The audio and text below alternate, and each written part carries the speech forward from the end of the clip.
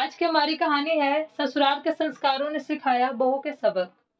राजेश के पिता की मृत्यु काफी समय पहले ही हो चुकी थी। अब राजेश अपने पैतृक गांव को छोड़कर मां के साथ शहर में रहने लगा। राजेश एक प्राइवेट कंपनी में मैनेजर की पोस्ट पर काम कर रहा था। राजेश की मां शहर में ही उसकी शादी की बात चलाने लगी और एक मॉडर्न ख्यालों वाली लड़की को उन्होंने अपने घर की बहू बना लिया।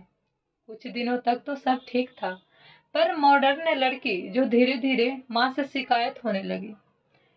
और वो माँ से तो कुछ नहीं कहती, पर राजेश को हर बात दो चार लगाकर सुनाने लगी। राजेश ने इस बात को पहले तो गंभीर से नहीं लिया, पर धीरे धीरे बातें बढ़ने लगी। अब माँ भी बहू की कुछ बातें राजेश से कहने लगी, पर माँ की बातों में सच्चाई थी। राजेश के सामने बड़ी दुविधा थी कि वो किसको समझाए और किसको डांटे। राजेश इस उलझन में पड़ता ही जा रहा था।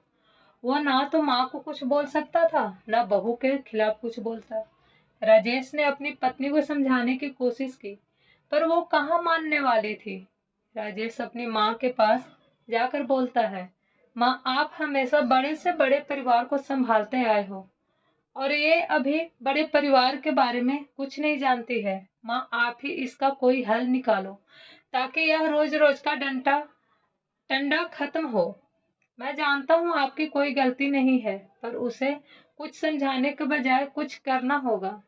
अब बहू को कुछ समझाने के लिए एक प्लान बनाया गया। माँ को कुछ दिनों के लिए गांव भेज दिया गया और 2 दिन बाद करीब रात को 2 बजे राजेश के पेट में बहुत जोर का दर्द होने लगा। ये दर्द राजेश की एक्टिंग थी। दर्द इतनी तेज था कि राजेश जोर जोर से चिल्लाने लगा। राजेश की पत्नी रश्मि को कुछ समझ नहीं आ रहा था कि क्या किया जाए। राजेश की हालत देख वह भी भावुक होने लगी और रोने लगी।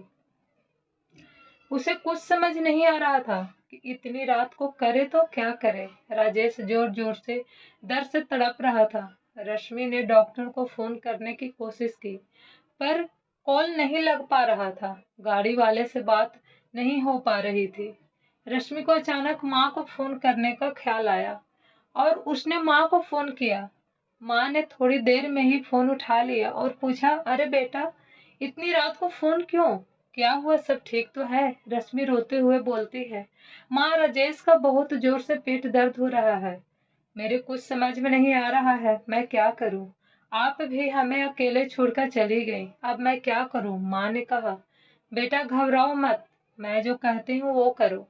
आप रसोई में जाकर मेथी दाना, सौंठ और नमक मिलाकर राजेश को खिलाओ, थोड़ी देर में ठीक हो जाएगा। रश्मि ने तुरंत बताए हुए नुस्खे को अपनाया और राजेश को थोड़ी देर बाद नॉर्मल हो गया। रश्मि अब राजेश को गले लगाकर जोर जोर से रोने लगी और कहा, आपकी ऐसी हालत मुझसे बर्दाश्त नहीं होती। आज माँ जी नहीं होती तो क्या होता? रश्मि ने माँ को फोन किया और कहा, माँ, आप कल ही वापस आ जाइए। मैं अब समझ गई हूँ कि परिवार में बड़े सदस्यों का क्या महत्व होता है। मैं अपनी गलतियों के लिए आपसे क्षमा मांगती हूँ। अब आप सुबह ही घर आ जाना प्लीज। माँ ने कहा, ठीक है बेटा, मैं आती हूँ। छोटे से नुस्खे ने पूरे परिवार को फिर से खुशियों से भर दिया। अगर आपको यह कहानी पसंद आए तो मेरे चैनल को लाइक एंड सब्सक्राइब जरूर कीजिएगा। Thank you so much.